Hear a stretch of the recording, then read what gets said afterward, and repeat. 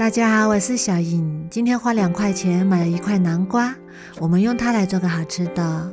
首先把南瓜去皮去籽，然后切成薄片，切好之后装入盘中，然后放入锅中，大火蒸15分钟，蒸熟。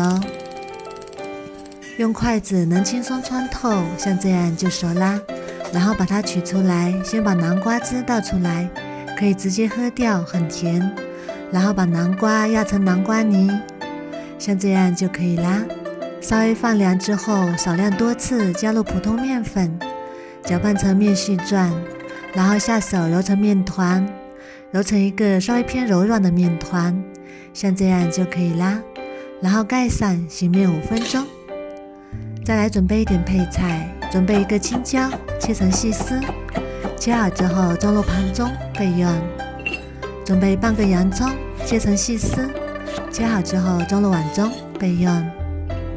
再准备2个西红柿，我已经偷偷给它去皮了，然后切成小块，装入碗中备用。面板上撒点干面粉，再把醒好的面取出来，用手掌压成大饼状，再切成1厘米左右的面条。切好之后再撒点干面粉，把它抖散。然后搓成细细的长条，像这样就可以啦。然后再切成小段，长一点或者是短一点都没有关系。然后撒点干面粉，把它抖散。莲子上撒点干面粉，防止粘连。再把面段放在莲子上，用手轻轻一搓，这样形成一个个小面卷，还带花纹。全部都做好，装入盘中。然后把锅中水烧开，加1勺盐，再把面卷加进来煮熟，大概煮3到4分钟，面卷全部飘上来就已经熟啦。然后捞出来过一下凉水，这样吃起来更劲道。热锅放油，油热之后倒入2个鸡蛋液，鸡蛋炒熟之后先盛出来备用。再把西红柿加进来，加1勺盐，炒至西红柿软烂。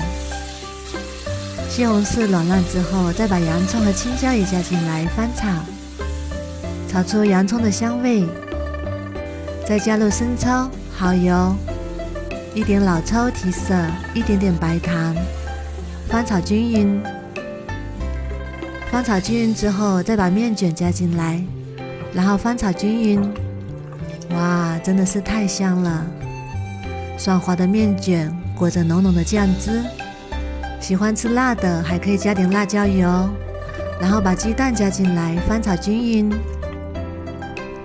装盘就可以开吃啦。也可以做成油泼面或者是凉拌面，都非常的好吃，真的是太香了，连吃3顿都不够呢。如果你喜欢也试试吧，喜欢我的视频就关注我吧，谢谢您的支持。